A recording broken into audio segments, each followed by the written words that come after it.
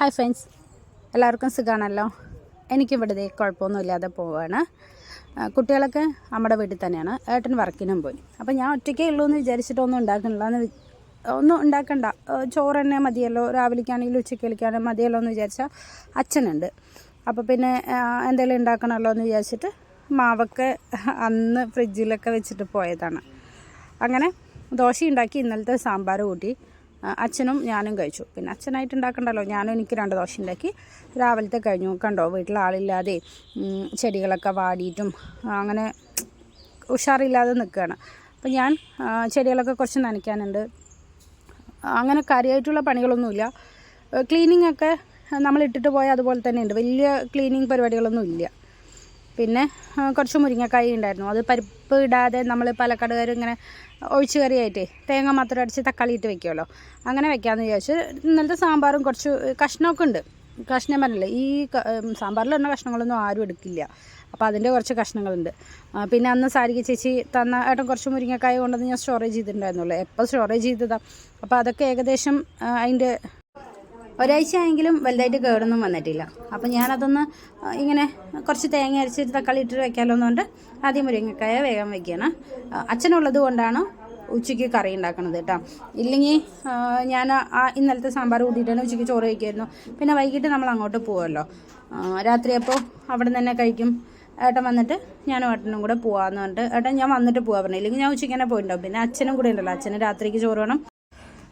2 ദിവസം ഇവിടെ നിന്നിട്ട് പിന്നെയും തിരിച്ച് നമ്മുടെ വീട്ടിലേക്ക് തന്നെ പോകാനുള്ളതാണ്. അതുകൊണ്ട് ഏകദേശം കേടുവരാനായ പച്ചക്കറിയൊക്കെ എടുത്തിട്ടാണ് പെട്ടെന്ന് ഉണ്ടാക്കുന്നത്. മുരിങ്ങക്കായൊന്നും കേട് വന്നിട്ടില്ല കേട്ടോ. പക്ഷേ പയറൊക്കെ ആ ബോട്ടിലിൻ്റെ ഉള്ളിലൊക്കെ ലൈറ്റായിട്ട് വെള്ളമൊക്കെ ഇറങ്ങിക്കൊണ്ടിരിക്കുകയാണ്.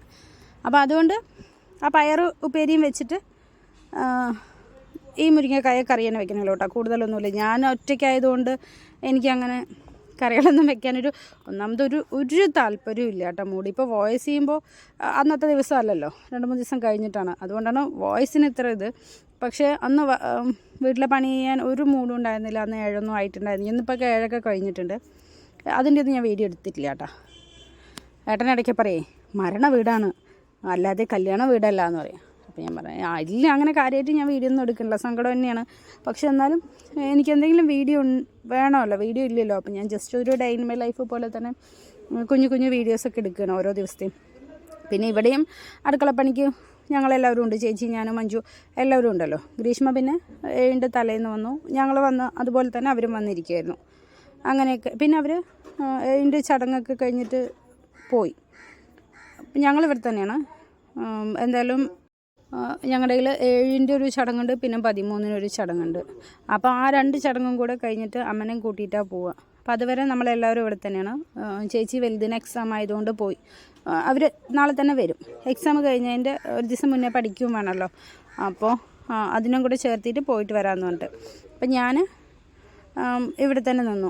ഇവിടെ കുട്ടികൾക്ക് എക്സാം ഇല്ല. കുഞ്ഞാറ്റിക്കൊക്കെ ഇനി 11-ാം തീയതി എക്സാം ഉള്ളൂ. അപ്പോൾ പിന്നെ അതുവരെ കുറച്ച് ദിവസം ഇവിടെ നിൽക്കാമല്ലോ എന്ന് പറഞ്ഞിട്ട് ഏട്ടനെ വർക്കും ഇല്ല. പിന്നെ ഇപ്പോൾ വീട്ടിൽ പോയിട്ട് നമുക്ക് വലിയ പ്രത്യേകിച്ച് പണികളൊന്നും ഇല്ലല്ലോ. അങ്ങനെ ഞങ്ങളെല്ലാവരും ഇവിടെ നിന്നു. മഞ്ചൂരി ഇന്ന് വൈകുന്നേരം വരും. അപ്പോൾ ഇവിടെ തന്നെയുണ്ട്. പിന്നെ ഒരുവിധം ചടങ്ങും കാര്യങ്ങളെല്ലാം 7 അന്നത്തോടു കൂടി നമ്മുടെ കഴിയും. അപ്പം അങ്ങനെയൊക്കെയാണ് ഇവിടുത്തെ വിശേഷങ്ങൾ. എന്താ വിശേഷങ്ങൾ പറയാം, പ്രത്യേകിച്ച് അങ്ങനെ വിഷമങ്ങളുള്ളത് കൊണ്ട് വിശേഷങ്ങളായിട്ട് പറയാനൊന്നുമില്ല. അപ്പോൾ അതെ കുറച്ച് പയർ തന്നെയുള്ളൂ. ഒരു ഫസ്റ്റ് കൊണ്ടുവന്ന് തന്നെ ഞാൻ കുറച്ച് വെച്ചിട്ടുണ്ടായിരുന്നു, ബാക്കിയുള്ളതാണ്. അപ്പോൾ അതൊന്ന് സീറ്റ് ഔട്ടിൽ കൊണ്ടിരുന്നിട്ട് മുറിച്ചിട്ട് വരാം. എന്നിട്ട് പിന്നെ ഞാൻ തക്കാളി ഇട്ട് തേങ്ങ അരച്ച് വെച്ചിട്ടുണ്ടല്ലോ. പിന്നെ ഞാൻ കറക്കി ആ തേങ്ങ അരച്ച് കലക്കി കടുകൊന്ന് പൊട്ടിച്ച് കഴിഞ്ഞാൽ ആ പണി കഴിഞ്ഞു കേട്ടോ. പിന്നെ അതെ ഇപ്പം ഞാൻ വന്ന് 2 ദിവസം വെള്ളം 2 ദിവസം വെള്ളമൊക്കെ നനച്ചപ്പോൾ ചെടിക്കൊക്കെ കുറച്ച് കുഴപ്പമില്ല. പിന്നെ അതെ 2 കുഞ്ഞ് അതിഥികളെയും കൂടെ കിട്ടിയിട്ടുണ്ട്. ഇത് വിളിച്ചിട്ട് വന്ന അതിഥിയാണ് കേട്ടോ. 2 ചെയർ സിറ്റ് ഔട്ടിൽ ഇരിക്കുന്നതേ ഒന്ന് ചോട്ട് പൊട്ടിച്ച കാരണം ചെയറില്ല. അപ്പോൾ ഇപ്പോൾ 2 ചെയർ വാങ്ങിയതാണ്.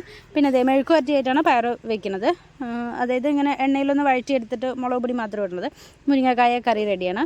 ഞങ്ങളുടെ പാലക്കാടുകാരുടെ സിമ്പിളായിട്ട് നമ്മൾ നാടൻ മുരിങ്ങക്കായൊക്കെ നിറച്ചും കിട്ടുമല്ലോ. അപ്പോൾ പെട്ടെന്ന് തട്ടിക്കൂട്ടി വയ്ക്കാൻ പറ്റും. ഇത് ഉപ്പേരി പോലെയും വെക്കാം കേട്ടോ, തക്കാളി ഇടാതെ അങ്ങനെ ഉപ്പേരി പോലെ വയ്ക്കും.